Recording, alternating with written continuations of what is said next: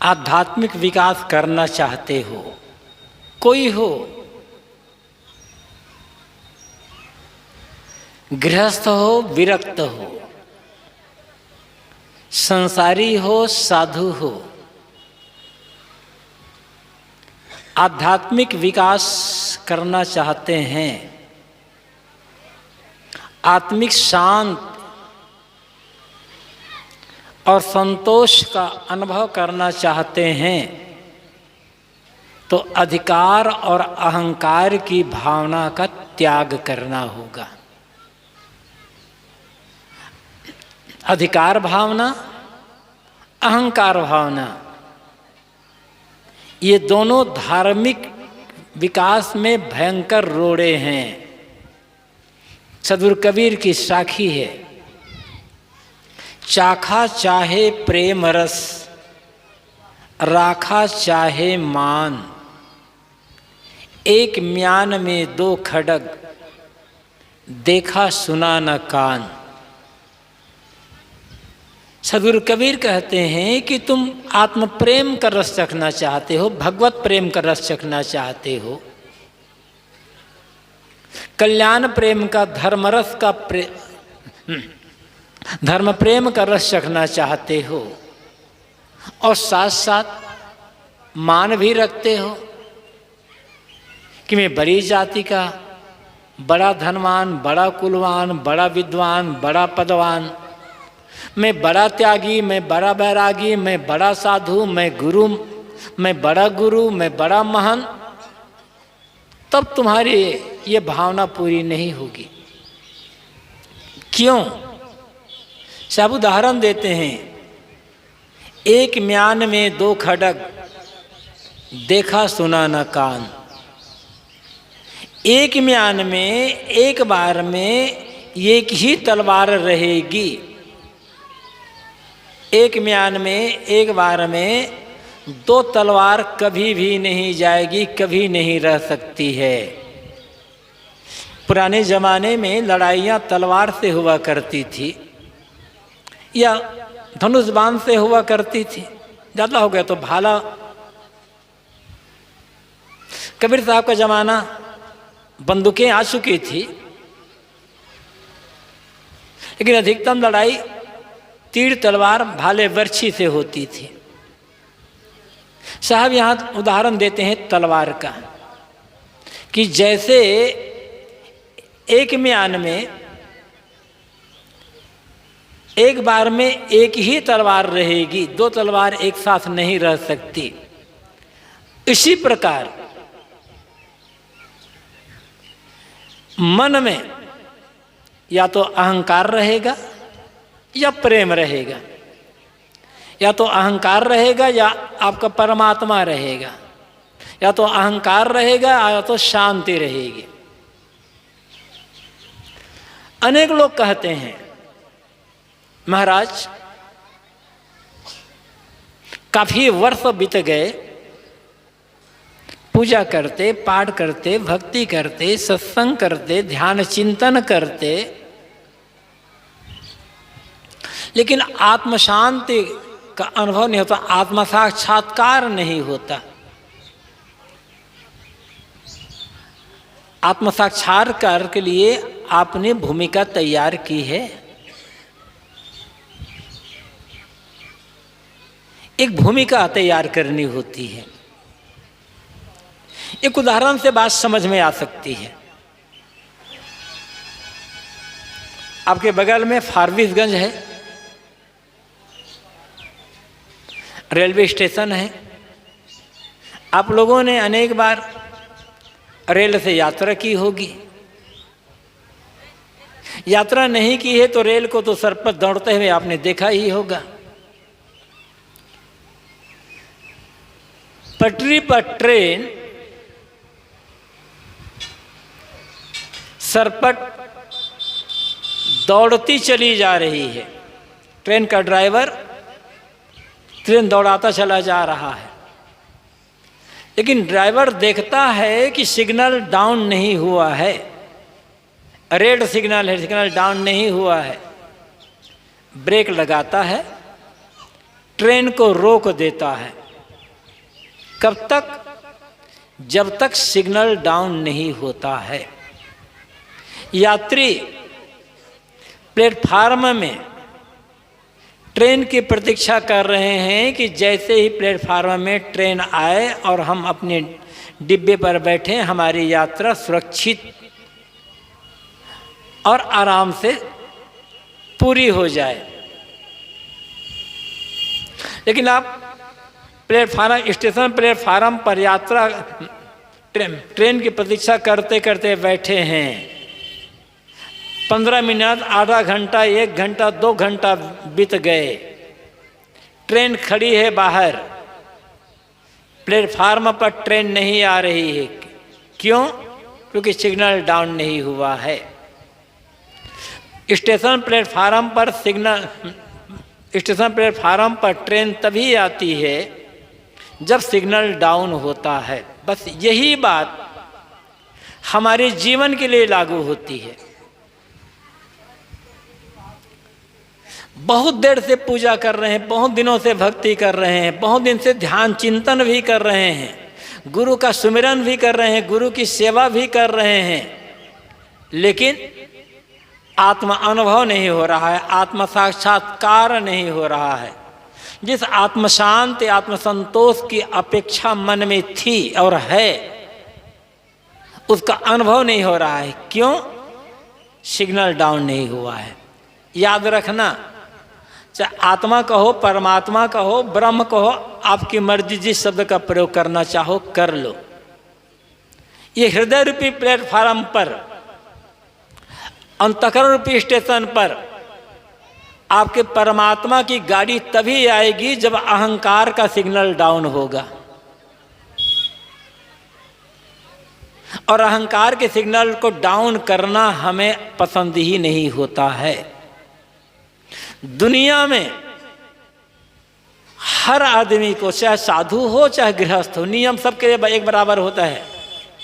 साधु और गृहस्थ की मर्यादा अलग अलग हो सकती है, लेकिन दोनों मनुष्य हैं बस। साधु अपने ढंग से काम कर रहे हैं, गृहस्थ अपने ढंग से काम कर रहे हैं।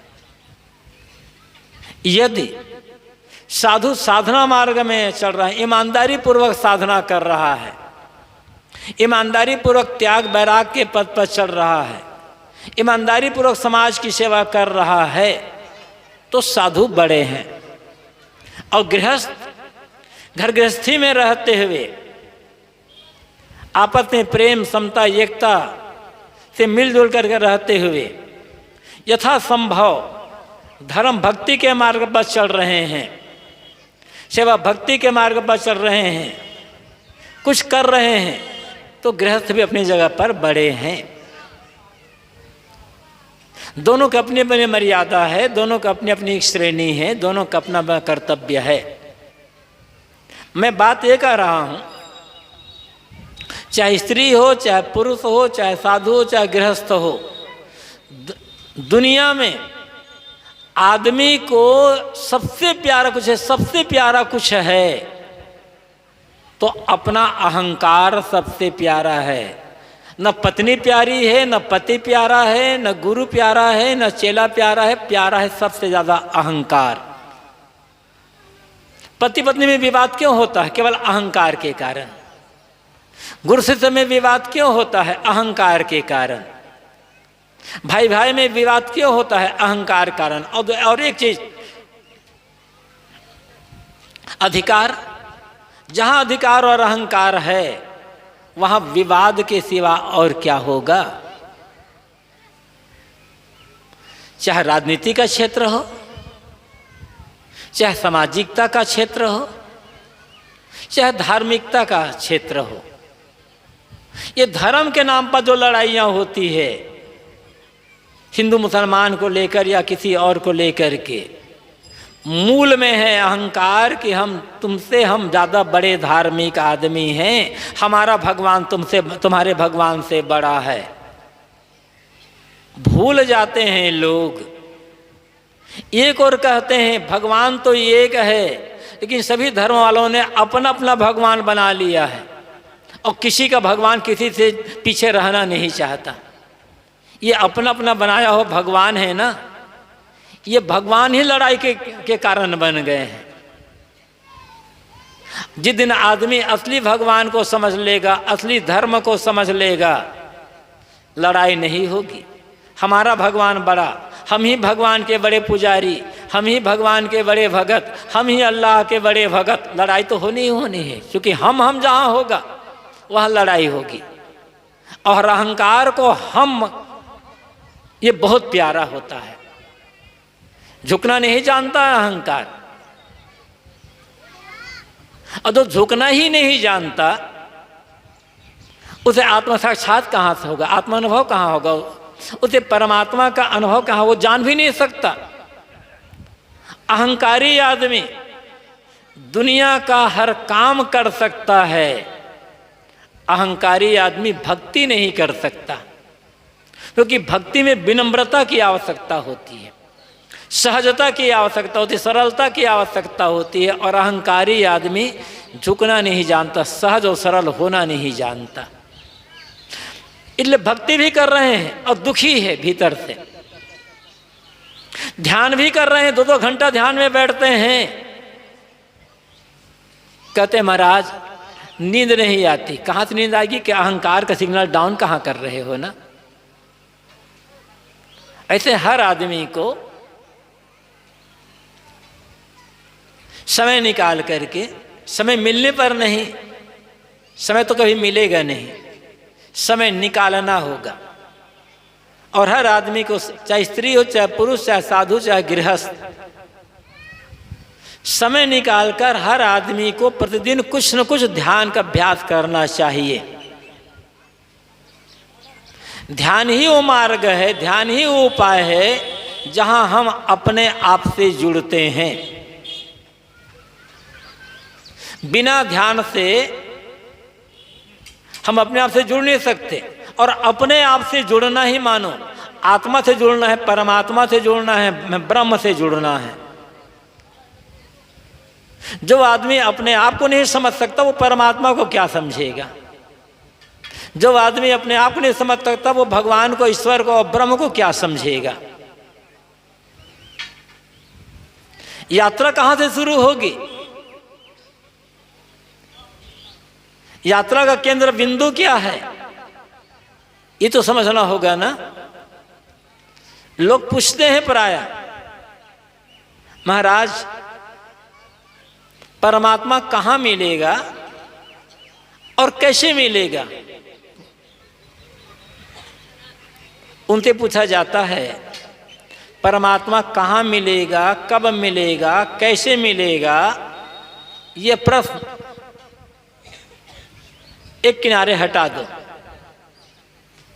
पहले ये बताओ कि तुम कौन हो। तो मैं तो कुछ भी नहीं हूं, मुझे तो कुछ मालूम नहीं है। जब तुम कुछ भी नहीं हो तो परमात्मा किसे मिलेगा? तुम्हें यह भी मालूम नहीं है कि मैं कौन हूं, तो परमात्मा को खोजने वाला कौन है? परमात्मा मिलेगा कैसे, किस आधार पर आएगा वो? इसलिए परमात्मा को खोजने के पहले, भगवान को, ब्रह्म को, ईश्वर को खोजने के पहले परमात्मा और भगवान को खोजने वाले को खोजो कि वह कौन है जो परमात्मा खोज रहा है। वह कौन है जिसे परमात्मा की आवश्यकता है। और जिस दिन परमात्मा को खोजने वाले का पता मिल जाएगा, परमात्मा को खोजने वाले का ज्ञान हो जाएगा, उस दिन परमात्मा खोजना बंद हो जाएगा कि पता चल जाएगा जिसे मैं खोज रहा था वो तो मैं ही हूं, मेरे भीतर ही है, और आपसे अलग नहीं है।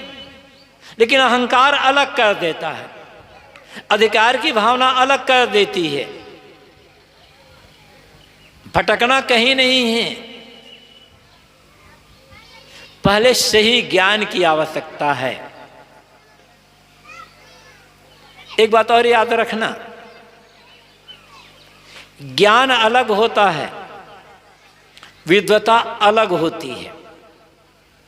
ज्ञानी अलग है, विद्वान अलग है। हाँ, ऐसा कहीं मिल, हजारों में कोई एक होगा जो सही ज्ञानी भी हो और विद्वान भी हो। विद्वान है तो ज्ञानी नहीं है, ज्ञानी है तो विद्वान नहीं है। आप कहेंगे विद्वान और ज्ञानी में अंतर क्या है? विद्वान किसी भाषा का ज्ञाता होता है, किसी विषय का, किसी सब्जेक्ट का ज्ञाता होता है, और ज्ञानी ज्ञान करने वाले का ज्ञाता होता है, सब कुछ जानने वाले का ज्ञाता होता है। विद्वान और ज्ञानी में फर्क क्या है? विद्वान झूठ बोलेगा, ज्ञानी झूठ नहीं बोलेगा। झूठ बोल रहा है मतलब ज्ञानी नहीं है। विद्वान गुटखा खा सकता है, खाता, बड़े बड़े प्रोफेसर खाते हैं, लेक्चरर खाते हैं, जज खाते हैं, वकील खाते हैं, बड़े बड़े कलेक्टर कमिश्नर लोग भी सिगरेट पीते हैं, शराब पीते हैं। विद्वान है, ज्ञानी नहीं है। जिस दिन ज्ञान हो जाएगा, ये गुटखा खाना, तंबाकू खाना, सिगरेट पीना, शराब पीना सब छूट जाएगा। विद्वान लड़ाई झगड़ा करेगा, ज्ञानी नहीं करेगा। लड़ाई झगड़ा कर रहा है तो विद्वान हो सकता है, ज्ञानी नहीं होगा। अज्ञानी ही लड़ाई झगड़ा करता है, अज्ञानी ही शराब पीता है, अज्ञानी ही सिगरेट पीता है, अज्ञानी ही गाली गलौज करता है, और अज्ञानी मारपीट करता है। भले विद्वान है वो, विद्वान होना अलग चीज है, ज्ञानी होना अलग चीज है। यदि भीतर में ज्ञान नहीं है तो लड़ाई कैसे कर रहे हो? भीतर में ज्ञान नहीं है तो गाली कैसे निकल रही है? भीतर में ज्ञान नहीं है तो गंदी चीजें क्यों खा पी रहे हो? आपकी स्कूल की पढ़ाई आपको विद्वान बनाएगी, ज्ञानी नहीं बनाएगी। ज्ञानी होने के लिए जीवन को पढ़ना पड़ता है, ज्ञानी होने के लिए दुनिया को पढ़ना पड़ता है, और ज्ञानी होने के लिए विद्यालय जाने की कोई जरूरत नहीं है। विद्वान होने के लिए विद्यालय जाना पड़ेगा आपको। बिना विद्यालय गए आप विद्वान नहीं बन सकते। लेकिन ज्ञानी होने के लिए विद्यालय जाने की कोई जरूरत नहीं है। ऐसा हो सकता है, मैंने कहा था विद्वान भी ज्ञानी हो सकता है, ज्ञानी भी विद्वान हो सकता है, लेकिन ज्ञानी होने के लिए विद्यालय जाना ही पड़ेगा, जरूरी नहीं है। कबीर किस विद्यालय में पढ़े थे? किस यूनिवर्सिटी से उन्होंने ग्रेजुएशन किया था? कबीर। नानक किस विद्यालय में पढ़े थे? संत रविदास। अब ये सब कौन विद्यालय से? महर्षि में है, किस विद्यालय से डिग्री प्राप्त किए थे? ज्ञानी थे कि नहीं थे? कबीर जैसा ज्ञानी, नानक जैसा ज्ञानी, रविदास जैसा ज्ञानी, सेना जैसा ज्ञानी, ईसा जैसा ज्ञानी मिल जाए, महर्षि में ही जैसा ज्ञानी मिल जाए, दुनिया की काया पलट हो जाएगी। ये विद्वान भले नहीं थे, ज्ञानी थे, क्योंकि अपने को जानते थे, जानने वाले को जानते थे। और जब तक जानने वाले को नहीं जानोगे, भटकाव दूर नहीं होगा, भ्रम दूर नहीं होगा। बड़े बड़े विद्वान हैं, अच्छे अच्छे प्रोफेसर हैं, बड़े, पता नहीं प्रोफेसर क्या नाम बता, इंजीनियर हैं, वकील हैं, अब पता नहीं बड़े बड़े डॉक्टर हैं। यहाँ ताबीज बांधे, यहाँ ताबीज बांधे, यहाँ ताबीज बांधे। अकल नहीं है इन लोगों को कि ताबीज बांधने से क्या हो जाएगा। इतना डरा हुआ है मन, इतने भ्रम में पड़ा हुआ है मन।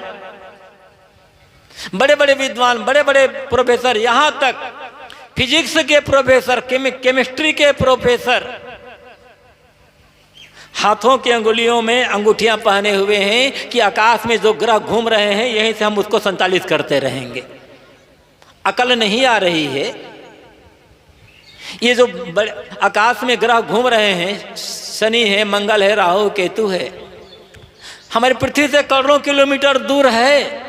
अंगूठी पहनने से उसकी चाल में फर्क कैसे हो जाएगा? ग्रह टेढ़ा हो गया तो अंगूठी पहनने से वो सीधा कैसे हो जाएगा? ग्रह टेढ़ा हो गया, पुरोहित पंडित कहते हैं, ज्योतिषी कहते हैं, साधु बाबा कहते हैं तुम्हारे पास ग्रह टेढ़ा है, इसलिए तुम पर दुख रही है, पूजा करवा लो। पूजा करवा करके आप जलते हुए बल्ब को बुझा दो, हम मान लेंगे कि वो ग्रह भी सीधा हो जाएगा। बिजली की लाइन आती रहेगी, अब पूजा करके 5 फीट की दूरी पर जलता हुआ जो बल्ब है उसे बुझा दो, मान लेंगे हम ग्रह भी सीधा हो सकता है। इतनी भी अकल नहीं है। अब मानते हैं कि हम ऐसे से पढ़े लिखे, हम बड़े ज्ञानी हैं। ज्ञानी नहीं हो, विद्वान हो। कैसे कैसे भ्रम। ये जितने पढ़े लिखे लोग हैं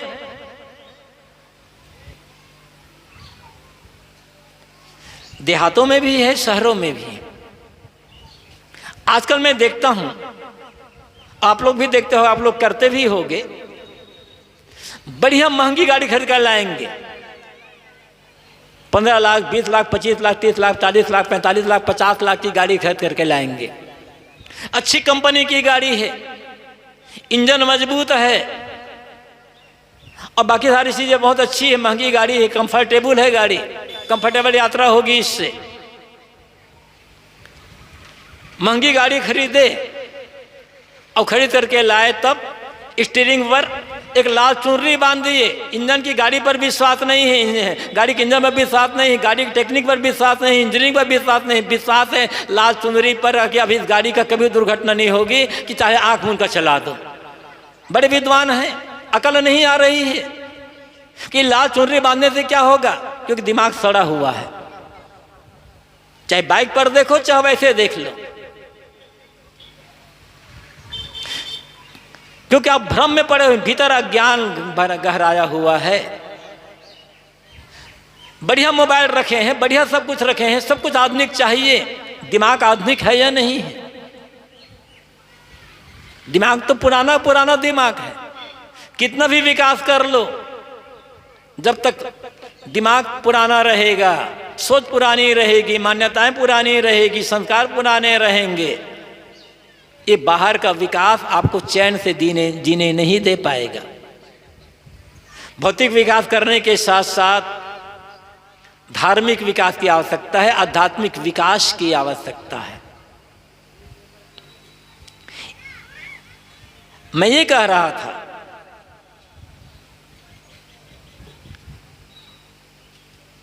कि परमात्मा को खोजने के पहले परमात्मा को खोजने वाले को खोजो कि वह कौन है जो परमात्मा को खोज रहा है।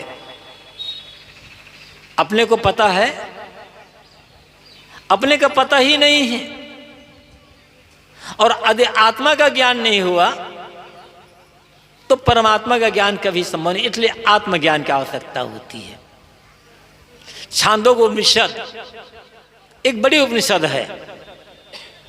पूरी दुनिया में अध्यात्म की जो पुस्तकें हैं उनमें सबसे पुरानी पुस्तकें हैं उपनिषदें। आजकल तो उपनिषदें बहुत ज्यादा हो चुकी हैं, लेकिन खास 11 उपनिषदें हैं जो प्रामाणिक मानी जाती है, जिन पर स्वामी शंकराचार्य ने और अन्य विद्वानों ने व्याख्या लिखी है। उनमें एक उपनिषद है छांदोग्य उपनिषद, बहुत महत्वपूर्ण उपनिषद है। और जो पुस्तकों का स्टॉल लगा हुआ है उसमें हमारे गुरुदेव की लिखी पुस्तक है उपनिषद सौरभ। 11 उपनिषद से छांट करके सार भाग हिंदी में लिख दिया गया है कि कोई भी पढ़ सकता है। अब खास खास मंत्रों को नीचे टिप्पणी में दे दिया गया है। उस छांदोग्य उपनिषद में एक कथा आती है नारद और सनत कुमार की। नारद जाते हैं सनत कुमार के पास और कहते हैं, भगवान मैंने सुना है कि जो आत्मवेत्ता पुरुष होते हैं, आत्मज्ञानी जो पुरुष होते हैं, वे शोक नहीं करते, उनके मन से शोक दूर हो जाता है, शोक मुक्त वे हो जाते हैं। भगवान मैं शोक करता हूं क्योंकि मैं आत्मवेत्ता नहीं हूं। आप मुझे आत्मज्ञान दे करके शोक से पार लगा दें। तो सनत कुमार ने कहा है नारद से, नारद पहले तुम ये बताओ कि तुम क्या जानते हो। तुम जिन बातों को जानते हो उन्हीं को मैं फिर से रिपीट करूं तो समय की बर्बादी होगी। इसलिए पहले ये बताओ कि तुम क्या क्या पढ़े हो, क्या जानते हो। तो नारद कहते हैं, भगवान मैंने चारों वेदों को पढ़ा है, वेदांगों को पढ़ा है, ज्योतिष शास्त्र पढ़ा है, आयुर्वेद शास्त्र पढ़ा है, सर्व विद्या, नृत्य विद्या, गंधर्व विद्या और अनेक। आप वहां देखिएगा छांदोग्य उपनिषद पढ़ करके एक लंबी सूची प्रस्तुत करते हैं नारद, ये मैंने पढ़ डाला है। अब कहें तो आज की भाषा में कहें तो तमाम विषयों को वो समेटते हैं। इतना मैंने पढ़ा है, लेकिन मैं शौक करता हूं, मेरे मन में शौक होता है। तब नारद की बात सुनकर सनत कुमार कहते हैं, सनत नारद, तुमने तो केवल संज्ञा को रटा है, नाम को रटा है। पुस्तकों में क्या है? नाम, संज्ञा। शब्द ही तो, वर्ष ही तो है उसमें। जो जितने भी नाम हैं, उन नाम के द्वारा किसी वस्तु का बोध होता है, बस। नाम बड़ा नहीं होता। व्यवहार चलाने के लिए नाम रखना पड़ता है। जितने मनुष्य हैं, यदि किसी का कोई नाम ना रखा जाए तो व्यवहार कैसे चलेगा? हमने कहा भी बुला लाओ, अब किसको बुला कर लाएगा? तो एक नाम रख दिया गया। कोई चीज है तो समझने के लिए उसका नाम रख दिया गया। लेकिन नाम महत्वपूर्ण नहीं होता है, महत्वपूर्ण वस्तु होती है। हम जिसे पानी कहते हैं, आप सब जानते हैं, अंग्रेजी में उसे वाटर कहते हैं, अरबी उर्दू में उसे वाव कहते हैं, आव कहते हैं, संस्कृत में नीर कहते हैं, जल कहते हैं। और आप लोगों को यह जानकर आश्चर्य होगा कि हमारे पूर्वज 1000 साल पहले, 1000-1.5 साल पहले भारत में कोई पानी नहीं पीता था। लोग जल पीते थे, नीर पीते थे, क्योंकि संस्कृत भाषा में पानी शब्द ही नहीं है। नीर है, जल है, आप है, पानी शब्द ही नहीं है। तो शब्द तो बदल गए, लेकिन वस्तु क्या बदल गया? नीर कहो तो नीर, तोय, आब, वाव, वाटर, पानी, या कोई और शब्द को लो, वस्तु तो वही वही रहेगी ना। इसलिए नाम को लेकर झगड़ने की आवश्यकता नहीं है। और धर्म के नाम पर अक्सर लोग लड़ाई करते हैं नाम को लेकर के। एक ने अल्लाह कहा, एक ने ईश्वर कहा, एक ने खुदा कहा, एक ने परमात्मा कहा, एक ने राम कहा, एक ने रहीम कहा, एक ने करीम कहा, एक ने केशव कहा। अंतर क्या हुआ? इसलिए कबीर साहब को कहना पड़ा कि भाई रे दुई जगदीश कहाँ ते आया, कहो कौने बौराया, अल्लाह राम करीमा केशव हरि हजरत नाम धराया। गहना एक कनक ते गहना यामे भाव न दूजा, कहन सुनन को दुई कर थापे, एक निमाज एक पूजा। वही महादेव वही मोहम्मद ब्रह्मा आदम कहिए, को हिंदू को तुरुक कहावे, एक जिमी पर रहिए। वेद किताब पढ़े वे कुतबा वे मुलना वे पाड़े, बेगर बेगर नाम धरा एक मिट्टी के भाड़े। मिट्टी वही है, कुम्हार उसे किसी का प्याला बना दिया, किसी का घड़ा बनाया, किसी का दीपक बनाया, किसी, मिट्टी तो वही है ना। आकार के हिसाब से रूप के आधार पर नाम बदल गया। ऐसे ही शक्ति तो वही है। आप पकड़ कर उनको बैठा दें, उठ जाइए, ये बेटा उठ कर इनको आराम से बैठा दो।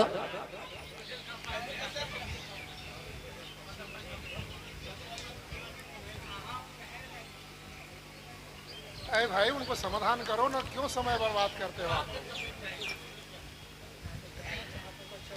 उनकी चप्पल खोज दो, थोड़ा दिखाई नहीं पड़ रहा है, इतनी सेवा तो कर सकते हैं ना।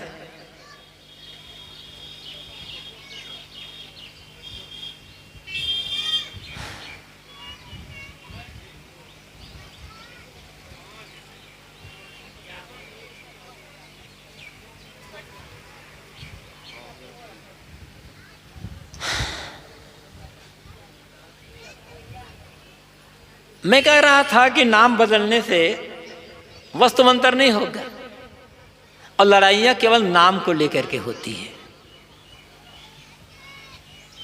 और कोई भी नाम छोटा बड़ा नहीं होता, लेकिन सभी मजहब वालों ने अपने अपने नाम को बना रखा है एटम बम। वो कहता हमारा नाम जपो तुम्हारा सारा पाप भस्म हो जाएगा, वो कहता हमारा नाम जपो तुम्हारा पाप भस्म हो जाएगा, तुम्हारा नाम सारा नाम जपो। नाम जपने से क्यों भी नाम आप जपते हो, नाम जपने से आपके मन में थोड़ी एकाग्रता है कि भावनापूर्वक किसी भी नाम को आप जपेंगे तो आपका मन थोड़ा कंसंट्रेट होता चला जाएगा, कंसंट्रेशन आ जाएगा मन में, एकाग्रता आ जाएगी। नाम चाहे जो भी हो, लेकिन नाम जपने से पाप कटेगा, धोखा है। और धार्मिकों ने खूब धोखा दिया है लोगों को। क्योंकि आप चाहते हो हमें कोई त्याग, कोई तप, कोई तपस्या, कोई संयम विवेक ना करना पड़े, तो आपको इन धार्मिकों ने खूब ठगा है, क्योंकि आप ठगाने को तैयार बैठे हो।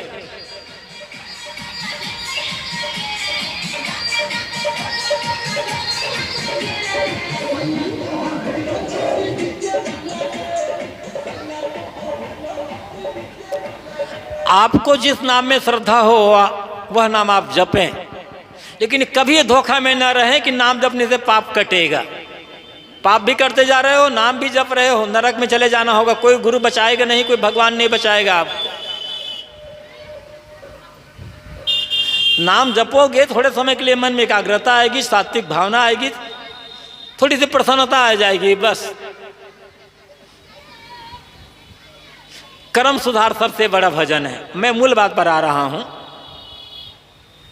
बात नाम पर आई थी, तो सनत कुमार ने कहा नारद से कि नारद तुम तो केवल नाम रख रहे हो, या संज्ञा, संज्ञा मतलब नाम। तो उन्होंने कहा भगवान क्या नाम से बड़ा होता है? कहा नाम से बड़ा वाक्य होता है, वाक्य से बड़ा। और फिर बताया उन्होंने, एक लंबी सूची दी गई है। फिर अंत में सनत कुमार नारद से कहते हैं, नारद यो वै भूमत्त सुखम नाल्पे सुख मस्ति। जो भूमा है, भूमा में सुख है, अल्प में सुख नहीं है। भूमा क्या है? जो स्थिर रहता है, जो बदलता नहीं है। अल्प क्या है? जो स्थिर ना हो और बदलने वाला हो। शरीर अल्प है, क्योंकि शरीर रोज रोज बदल रहा है, अब स्थिर भी नहीं रहेगा। एक दिन शरीर जन्मा, एक दिन शरीर मर जाएगा। लेकिन शरीर के भीतर जो जीव है वो भूमा है, वो नहीं बदला है, वो नहीं मरेगा। सारे ज्ञान विज्ञान का आधार कौन? सारे कला कौशल का आधार कौन? सारे मतपंथ का आधार कौन? मनुष्य के भीतर जो चेतना है, जो जीव है, वही है। दुनिया में यदि मनुष्य प्राणी ना होता तो न मंदिर हो